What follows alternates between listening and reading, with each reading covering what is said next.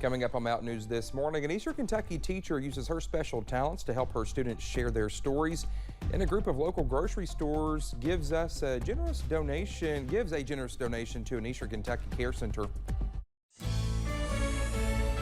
Dedicated to Eastern and Southern Kentucky, this is WYMT Mountain News this morning.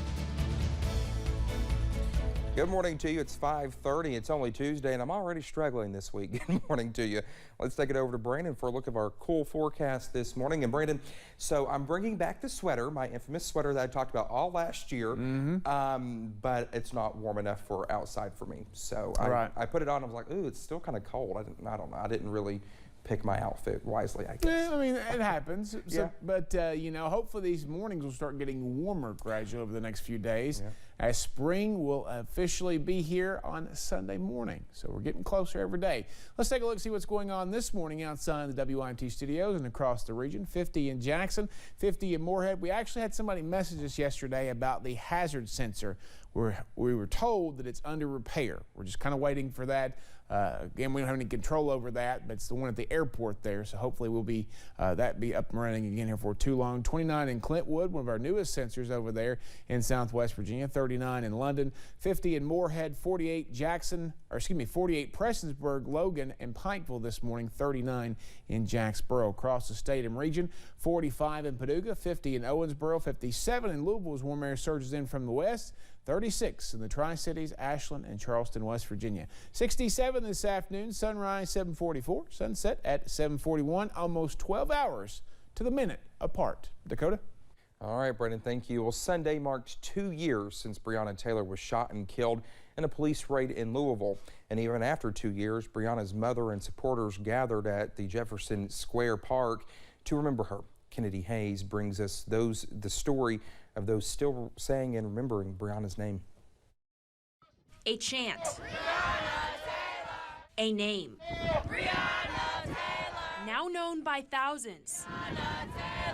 Words that for Brianna Taylor's family remind them of a woman they believe should still be here to hear them. It's just amazing that people are still fighting for her after 2 years, and just knowing that this fight is never over until we receive justice. Justice her family believes has eluded them since March 13th, 2020, when Taylor was killed as part of an LMPD drug raid on her apartment, a night that sparked protests and change across the city of Louisville.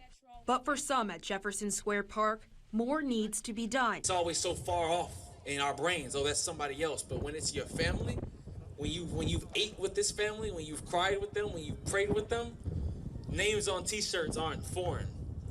It's you. Louisville-born activist and artist Sean Ali Waddell says he has been a voice at the protests for 2 years. In that time, he says he's gotten close to Taylor's family, especially her mother, Tamika Palmer. My mother met her mother, and seeing my mother hug her, I mean, what's the difference in it being one mother grieving their child and the next?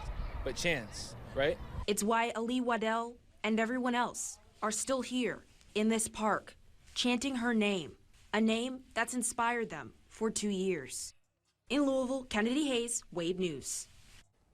Brianna Taylor's mother, Tamika Palmer, talked with a federal prosecutor to seek possible civil rights violations in relation to Brianna's death. 4 deaths within the secure walls of the Louisville Metro Department of Corrections so far this year. The most recent death comes about 3 weeks after the Metro Council voted in favor of a no confidence resolution in the LMDC leadership. Attention now turns to Mayor Greg Fisher, who has the ultimate decision to remove the director and his staff from power or allow them to continue to run the jail. Well, back here in Eastern Kentucky, Eric C. Kahn is the talk of the Prestonsburg community once again, as an upcoming docu-series brings the case to new platforms. A 4-part docu-series called The Big Con will look at the fraud case, dropping documentaries on Apple TV Plus alongside a companion podcast. Attorney Ned Pillersdorf, who was interviewed for the project, says he hopes it will show the need to stand up for the former clients who he believes have been unfairly targeted by the Social Security Administration during the fallout. You know, you're on the playground, you see a bully mistreating a vulnerable person, what do you do? Do you go home and complain about it, or do you intervene? And for the last 7 years, myself and the Volunteer Lawyer Network, we've been fighting for these folks. The project opens first in film festivals out of state, and Pillersdorf hopes to attend both screenings before the series is available May 6th. Attorney General Daniel Cameron warned Kentuckians of a possible charity scam related to Ukraine relief efforts and shared tips to avoid these types of scams. The Attorney General's office encouraged Kentuckians to research charities before giving, be wary of crowdfunding and social media fundraising appeals, avoid sharing personal information over the phone, and report suspected scams or fraud. You can always report scams to ag.ky.gov/scams. This week, Kentucky's Supreme Court will hear arguments in a challenge to Marsy's law.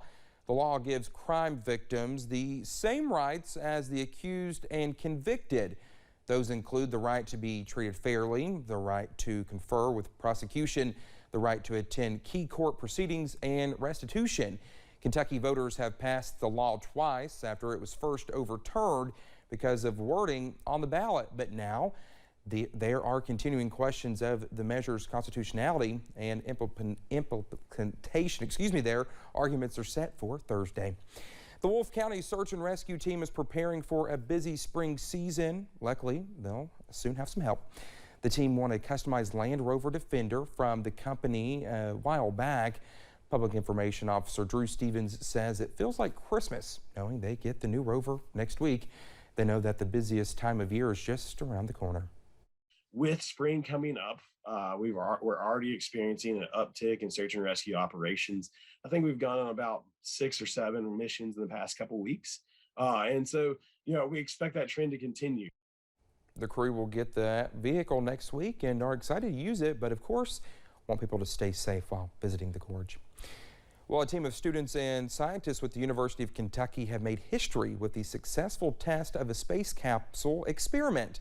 Their goal is to help improve heat shield technology that helps protect astronauts and other payload onboard spacecraft during the harsh flight into a planet's atmosphere. While this initial test was a major success, the data provided through this mission will help them develop more tests to further improve this technology for future missions as well. We can go back, try to reconstruct what happened, which is not trivial because things are exploding left and right. And then we're going to be able to use that and then reproduce what happened with the capsule with our numerical modeling. This mission has also been a big part of the university's new aerospace program. It just recently launched with the first graduate this year. Our region is known for many things, one of them being that people that use their talents to share their stories of life in the mountains. And 2 Eastern Kentuckians are doing just that. Alyssa Williams has the story. November 6th. In 2017, Knott County Central English teacher Kathy Conley was chosen to be one of nearly 800 Freedom Rider teachers in the world to use their gifts to help students share their stories. This sparked an idea for Conley that would change everything. Hey, let's see what we can do to make our name known with the Freedom Riders. And it just took off, and kids have just wanted to become a part of reading and writing, and that's what I'm about. Conley introduced a We Are Not Alone storytelling project, which gives Knott County Central students and community members the opportunity to write about their life experiences anonymously. I want them to see that everybody has a story. Everybody has a beautiful story. And we want it heard. We want to be heard in Knott County. It was through this project that Conley selected the writing of her former student, Brianna Parks, to send in to the Freedom Riders Foundation. I think I wrote like 5 or 6 different stories that I sent to her, and I just told her to pick one because it's just everyday life for me. Brianna Parks was one of 50 Freedom Rider student authors around the world to be published in the upcoming book titled Dear Freedom Rider. I wanted to tell my story so that other people can relate to it and maybe find some comfort in it. Conley and Parks will be traveling to Long Beach, California later this month to join other student authors and Freedom Rider teachers for the book release and signing. So I'm so excited to go and take her and just have a great experience. Knott County needs this. Knott County needs this. Lifting the voices of our youth and showing others that they are not alone. In Hindman, Alyssa Williams, WYMT Mountain News. The Dear Freedom Riders book features anonymous entries from 50 student authors from across the globe and responses to those entries by some of the Freedom Rider teachers. Kathy Conley will be hosting a hot dog dinner on Friday at Holly Hills to help pay for her and Parks to travel to the book release. Save-A-Lot locations in Hazard donated 10,000 pounds worth of non-perishable food to Bluegrass Care Navigators. Save-A-Lot has worked with Bluegrass Care Navigators for several years. Staff saying they have donated more than 90,000 pounds of food throughout the years. A hospice spokesperson says the non-perishable foods help their patients by making sure they are fed and giving families peace of mind. My mother was here for 14 days and be able to go in the kitchen, not have to leave and be there with your loved one. It's really special. And it takes, there's special people that works here. A food drive is going on now to benefit the hospice patients until April 2nd. The food will be taken to the center the following week. They ask if you donate that it is non-perishable food. Staff also thanked their customers for making this possible. Well, we want to remind you about Hoops Hysteria on WYMT.com and your chance to play our NCAA tournament bracket game. You can also compete against some of the WYMT staff and also win a 55-inch smart TV, a PlayStation 5, and 2 recliners. A $1 million prize will be awarded nationally if someone correctly picks all 63 games. You have until 15 minutes before the first game on March 17th to sign up, and I just filled out my bracket this morning. All right, we'll just head this morning. A famous comedian prepares to boldly go where most people haven't gone before. We'll have more on that in just a few minutes. Our countdown to spring continues with some spring-like conditions, including rain chances. I'll track them out for you in about 3 minutes.